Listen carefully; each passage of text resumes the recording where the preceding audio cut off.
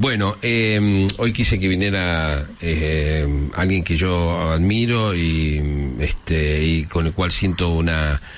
a pesar de que no somos amigos ni nada, pero siento un extraño vínculo, quizás porque él como yo nos hemos dedicado los últimos años a poner en ridículo los relatos que hubo acerca del peronismo en general.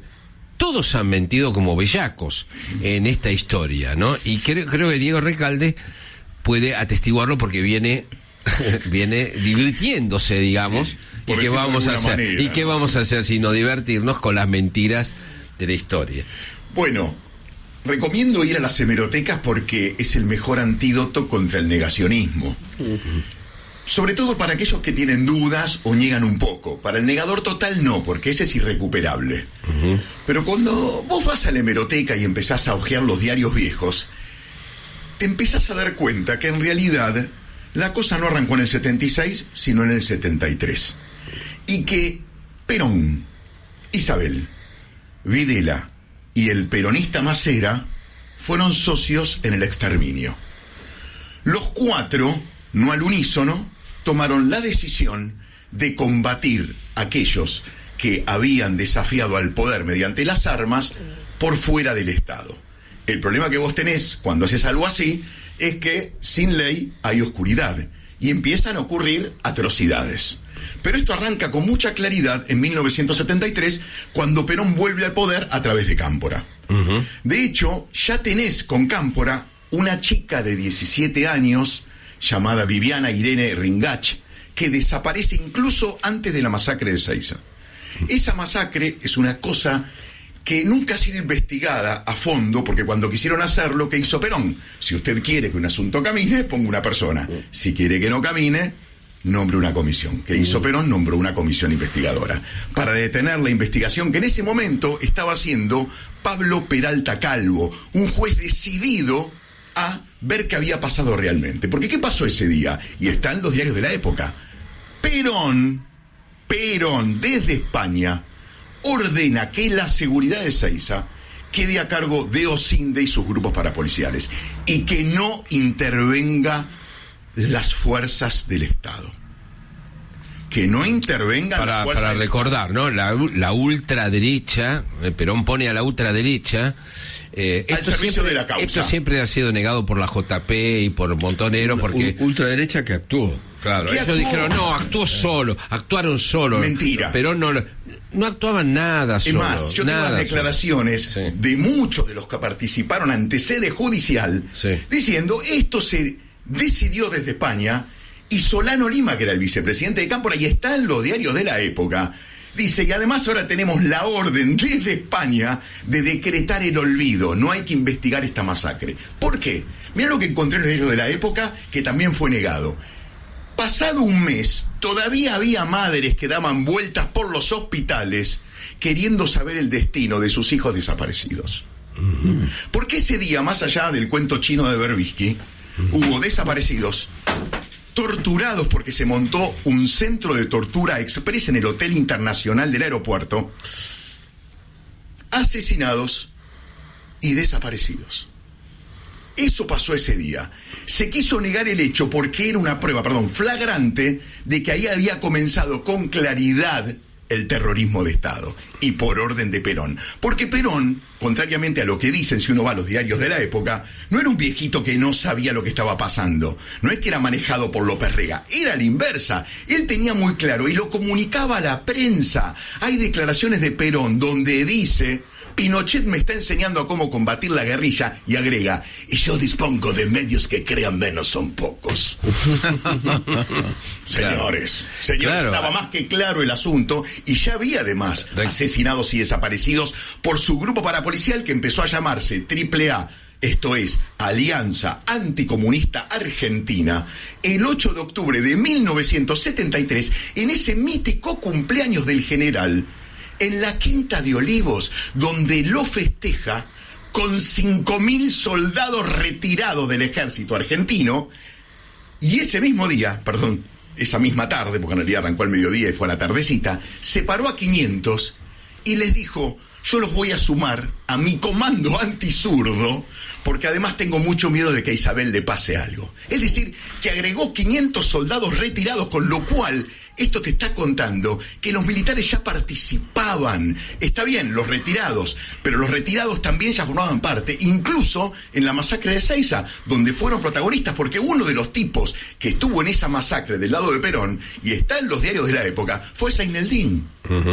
Entonces, a mí no me vengan con el cuento de que los militares no participaban y que Perón no tenía nada que ver. Está claro en los diarios.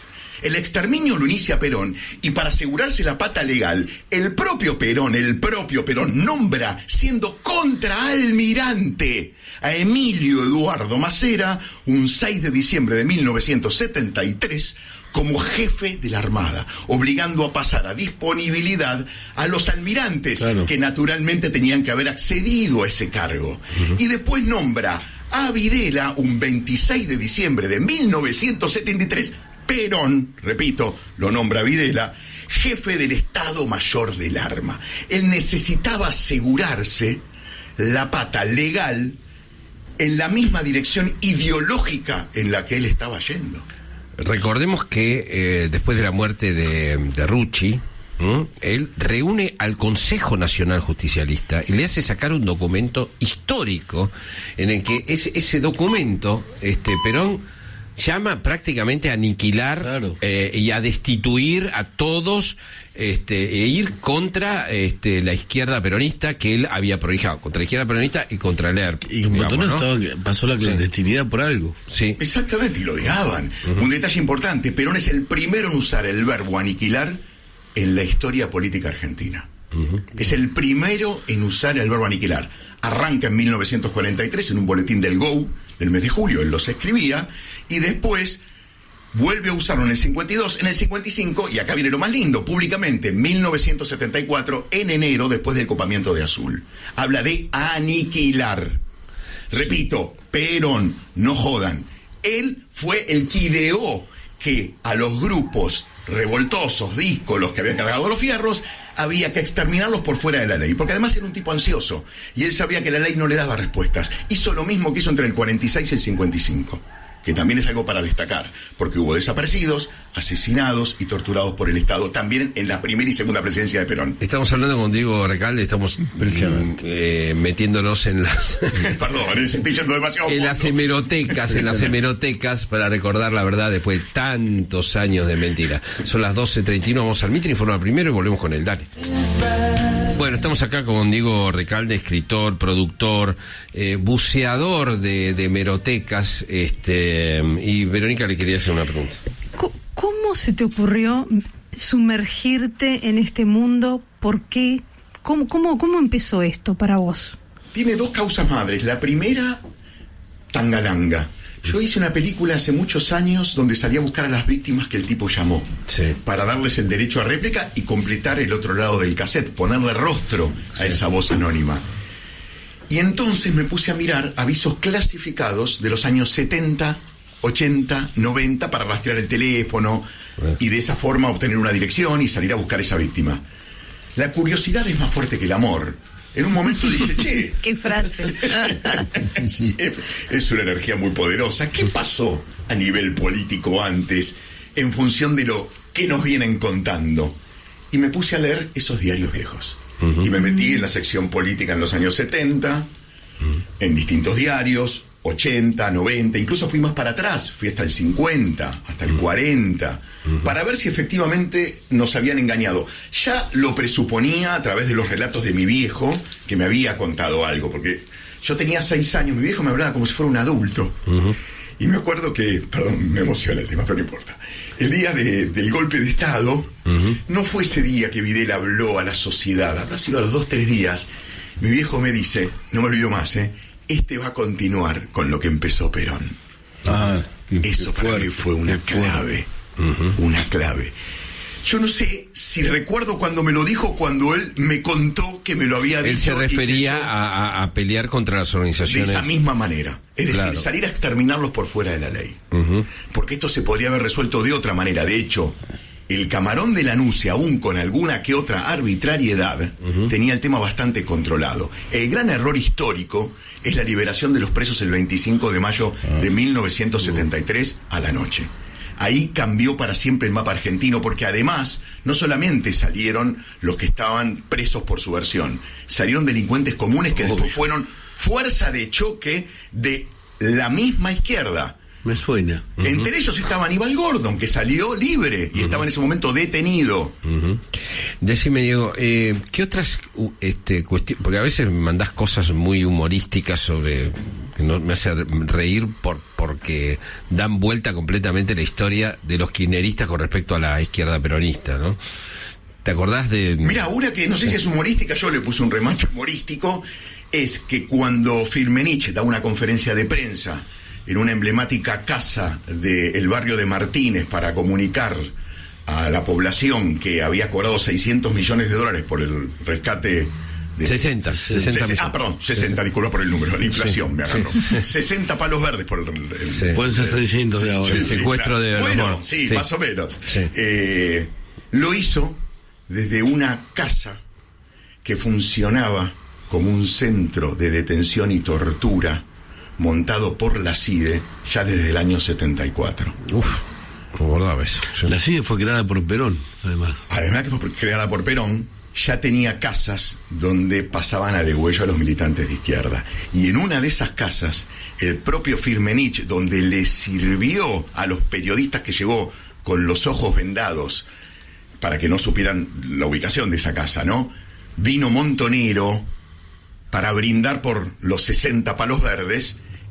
En esa casa él anunció con felicidad este hecho histórico para la República Argentina, y tiempo después saltó a la luz que esa casa correspondía a un centro de detención ilegal y tortura que la CIDE mismo tenía para pasar a degüello a los militantes de izquierda. Bueno. Es decir, esto te prueba algo que Bonazo venía insistiendo, que era un doble agente.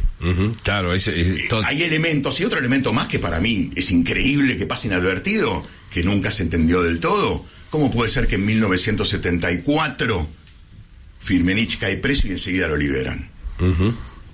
Eso ocurrió, claro. Eso ocurrió, y el jefe de la organización más buscada cae preso porque unos policías lo agarran sin querer, se confunden por error, y llaman por teléfono a Casa de Gobierno y le dicen que lo larguen. Listo, ¿no? Está todo explicado, Jorge. Dejémonos de joder. Sí. Uno hasta podría suponer, y al final había apoyo del Estado también, ¿no? Bueno, se trataba de un infiltrado. Claro, ¿no? Igual es un episodio en el cual los motoneros dicen, viste que Perón al final nos bancaba, ¿no? Estaba clandestino. Sí, claro, ¿no? Pasaron la clandestinidad. Claro, nos bancaba, si ya los había mandado a exterminar y matar. ¿De qué estamos hablando? Ya los consideraba unos psicópatas. De hecho, hay dos chistes emblemáticos que para mí explican de manera fantástica los 70. El primero famoso, que Perón se lo cuenta al propio Firmenich. De hecho, Firmenich después lo contó esto, cuando están en Italia. Creo que en el año 72 todavía Perón no había vuelto con Rucci en noviembre. ¿En Italia o en España? Me parece que en Italia, no en España, no, esto fue en Italia. Y porque había nexos directos entre Perón y la PDUE, ¿no? Sí. Y les hace el siguiente chiste.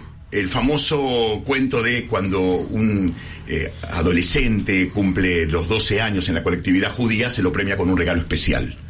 Entonces el papá le hace este regalo especial al hijo y le dice, mira, está arriba del ropero, anda a buscarlo. Entonces el hijo va a buscar ese regalo y cuando está subiendo por la escalera, ¡pum!, le quita la escalera, el hijo se cae al suelo, se golpea la cabeza y se pone a llorar y le dice, papá, no entiendo nada, me dijiste que tenías un regalo para mí y resulta que me quitaste la escalera, me caí, me golpeé. ¿Cuál es el regalo?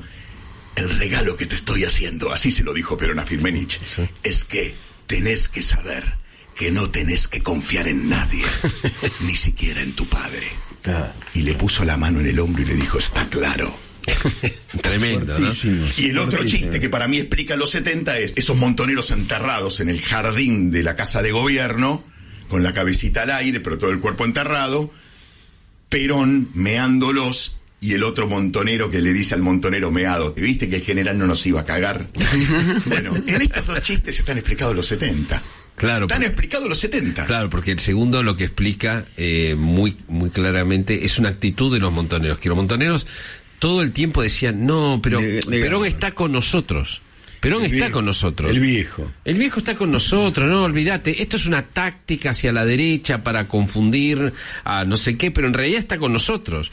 Igual era un grupito. Pero mirá que nos van a fusilar, ¿eh? No. Pero el viejo es una táctica del viejo, es una táctica. Es una táctica. Sí. Hasta ahí, porque cuando yo hablé con Patricia Bullrich, ya le estaban diciendo, y disculpa la grosería, viejo de M, viejo de mierda, vayámonos de acá. Y de hecho, ¿qué le cantaron? El último cántico de montoneros a Perón es: vea, que manga de boludo, votamos una muerta, una puta y un cornudo.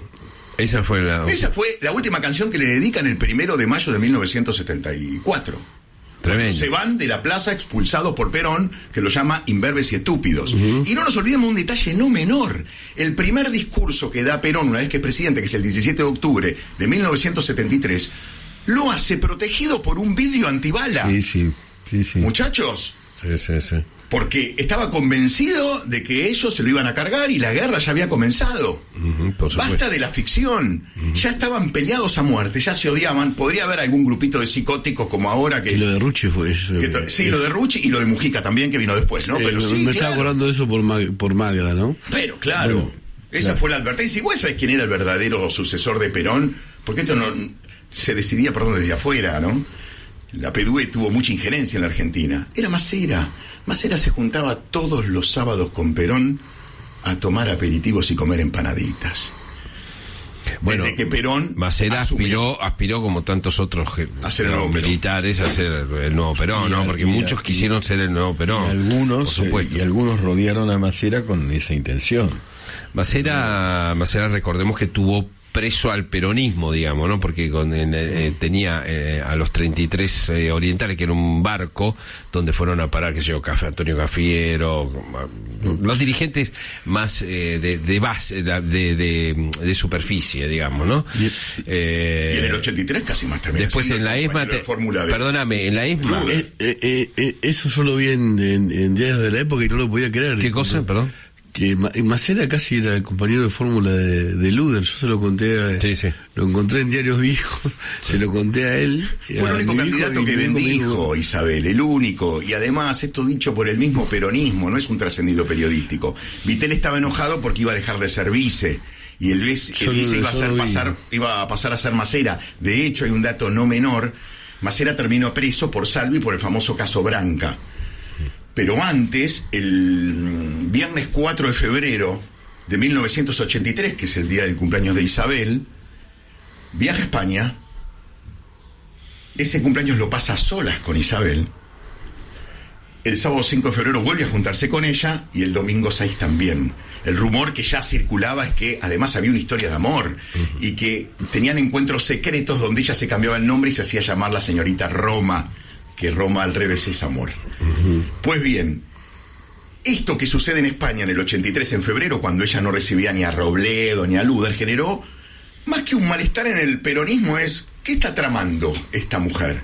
Y lo que ella estaba tramando es que había que armar un gran frente, y ese frente incluía sobre todo a Masera como compañero de fórmula de Luder. Cuando Masera vuelve, que hay chistes que retratan ese regreso, ahí está volviendo Masera desde España como si fuera Perón. Es más, y el chiste genial que hace Landru es en un avión negro. Que está todo dicho. Sí. Y llega acá a la Argentina. Él estaba ansioso porque ese frente se armara rápido. Y le decía a Isabel, ya anuncialo, ya meteme como compañero de fórmula de Luder.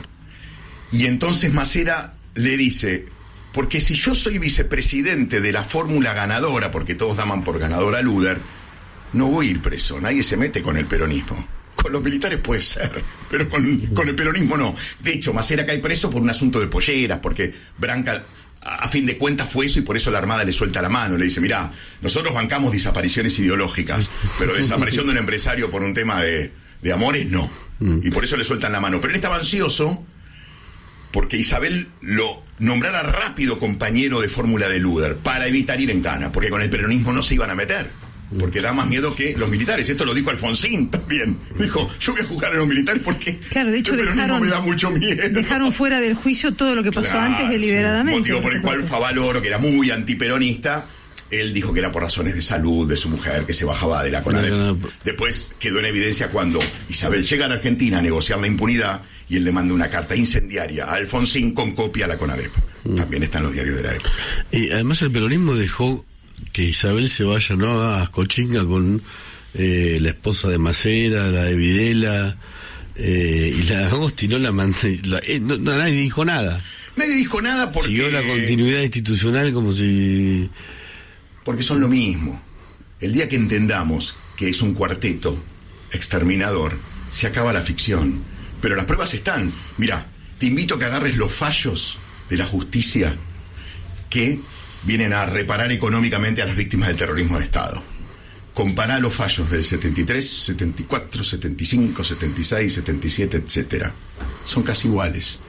Condenan al Poder Ejecutivo presidido por Perón, en primera instancia, Isabel, Videla y el peronista Macera, por los mismos hechos. Por crímenes de lesa humanidad. Porque creo que por 709 casos fueron juzgados nada más los militares, no por todos los casos. No por todos los asesinatos y desapariciones. Bueno, y esos fallos son exactamente un calco, te diría, que los fallos que reparan a las víctimas del terrorismo de Estado entre el 73 y el 76, con lo cual que estamos contando, que es lo mismo, que fue un proceso. Vos no podés separar la noche de los cristales rotos de Auschwitz. No lo podés separar, es lo mismo. Ese día comenzaron los asesinatos, la persecución de judíos, porque había un plan sistemático ideado por el gobierno nazi. Bueno, acá lo mismo. Esto, que para mí es Ezeiza en su paralelo, viene a contarte que ahí empieza con claridad lo que ya habían decidido, que era exterminarlo por fuera de la ley. No querían hacerlo por dentro. La pregunta es, ¿se podría haber hecho por dentro? Y yo creo que sí, Lanuse no le iba tan mal, ¿eh? Insisto, con alguna arbitrariedad, los tenían cerrados. De esa manera, bueno, había cierto control social, podríamos decir. Ahora, cuando vos ves todo esto, sí, digo, y lo contraponés con el relato del kirchnerismo y del pre-kirchnerismo, ¿no? Sí. Porque hay un pre-kirchnerismo sobre del peronismo. Un gran trabajo de la izquierda peronista en el periodismo, etcétera, etcétera, desde el 83 para acomodar todos los datos históricos, crear un relato que luego, por supuesto, el kirchnerismo lo iba a llevar a la máxima expresión y a institucionalizarlo, ¿no? A institucionalizarlo. Bueno, ahí hay un tema para mí muy dramático, y es ¿qué pasó con madres y abuelas? Pues yo recuerdo dos hechos muy puntuales de 1982. Uno en julio y el otro en octubre. En julio, luego de la habitual ronda, ya estaba circulando que se venía el pacto sindical militar. Sí. Porque eran lo mismo, eran socios. Ese pacto que se tejió hasta te diría dónde, en el Ministerio del Trabajo, pero no me quiero extender sobre ese tema. Las madres van a la CGT Brasil, que era la más díscola, liderada por el cacique Ubaldini. Piden hablar con Ubaldini. Llegan y no las dejan entrar. Le dicen, no, Ubaldini no está, los monos de seguridad de ninguna manera, queremos hablar. Se empieza a armar una discusión, hay forcejeos. Finalmente Ubaldini, que estaba en el segundo piso, dice, bueno, que suban pero 3 nada más. Entre ellas sube Eve. Sí. Suben 3 y se cuelan, creo que 2 fotógrafos y un periodista. Cuando Eve lo ve a Ubaldini, le dice, ¿qué hicieron ustedes por los obreros desaparecidos? Nada. Y le agrega, tenía razón Alfonsín, los peronistas son peores que los militares. Ubaldini le dice, rajen de acá, madres de terroristas. Váyanse a Europa. De esa reunión se van muy enojadas ellas. A los 200 metros, una patota de la CGT ataca a esas 100 madres a golpes de puño, piedras y palazos. ¿Dónde está eso? Lo tengo yo, si quieren. Yo lo publiqué alguna vez en Twitter. Sí. Y hasta creo que alguna vez lo llevé a la tele, si la memoria no me falla. Sí. Para que acá no termine el asunto. Esto fue en julio de 1982. Después te digo la fecha exacta, pero recuerdo que fue un jueves. Creo que un jueves 8, mira lo que te digo, de julio. Sí. Pero tendría que fijarme. Ahora bien, el 17 de octubre de 1982 se arma un acto en Atlanta en el que iban a hablar Ubaldini y Vittel. Me acuerdo. Llegan a ese acto y llega, obviamente, la izquierda peronista acompañado de las madres.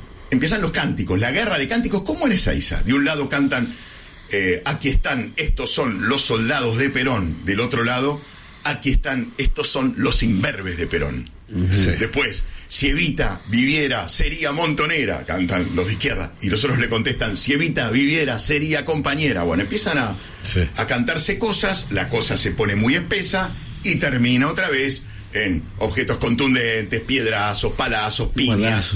Otra vez lo mismo, se van las madres. Lorenzo Miguel agarra el micrófono completamente sacado y dice, el peronismo no es montonerista.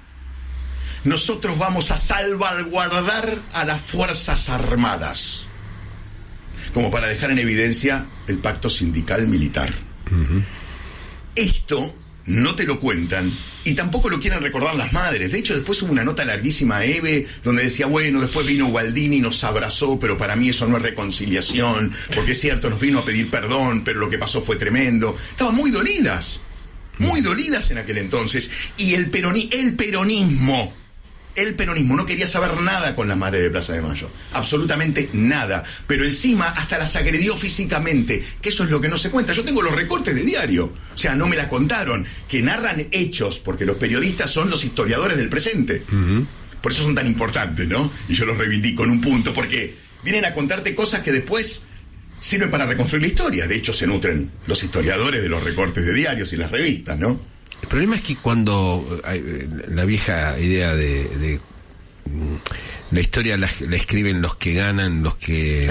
eso quiere decir que hay otra historia. Eso quiere decir que otra historia. La otra vez Arturo Pérez Reverte decía, no, muchas veces, la historia la escriben los que pierden. ¿No? La escriben los que pierden. Es muy lindo eso. En España intentó escribirlo el franquismo, pero finalmente se impuso una idea de la izquierda republicana, digamos, que contó finalmente la historia, ¿no? Y aquí me parece a mí que el que cuenta la historia es el peronismo de izquierda, centralmente, el peronismo de izquierda. En muchas facultades se estudia, ¿no?, historia como criminología, es decir, como falsificación de documentos públicos. Estudian caligrafía, claro, es así, escrita no necesariamente por los que ganan. El problema es que cuando vos estableces una historia oficial, siempre estás engendrando una contrahistoria. Si vos estableces, se estableció por etapas desde el 83 hasta hoy, pero y principalmente machaconamente los últimos 20 años, una especie de historia oficial inamovible, machacona, pedagógica, adoctrinadora, y bueno, genera, con los riesgos que implica que la contrahistoria sea también una falsedad, ¿no? Lo que pasa es que la historia oficial... Relato contra relato. Claro, la historia oficial es a la historia lo que el dólar oficial es al dólar. Claro. Hay una historia blue, ¿no? Hay una historia blue. Y que ellos se empeñan en que no salga a la luz porque están con todas las huellas. Claro, que el blue vale más, Yo creo lo mismo. Estuvimos Por hablando... eso vayan a la hemeroteca, muchachos, el mejor antídoto contra el negacionismo. Estuvimos hablando un rato largo, una sabrosa conversación con Diego Recalde. Querido amigo, gracias por estar con nosotros, ¿eh? Un placer, gracias por la invitación y expresarme y decir estas cosas que no todo el mundo se atreve a escuchar. Ojo que viene nuestro amigo Polino ahora, Polino Auténtico, en su versión íntima, no se lo pierdan. Nosotros nos vamos, son las 13 horas. Volvemos, si Dios quiere, el sábado próximo a las 10 de la mañana. Que tengan un buen fin de semana. Hasta entonces, los queremos de todo corazón. Chao.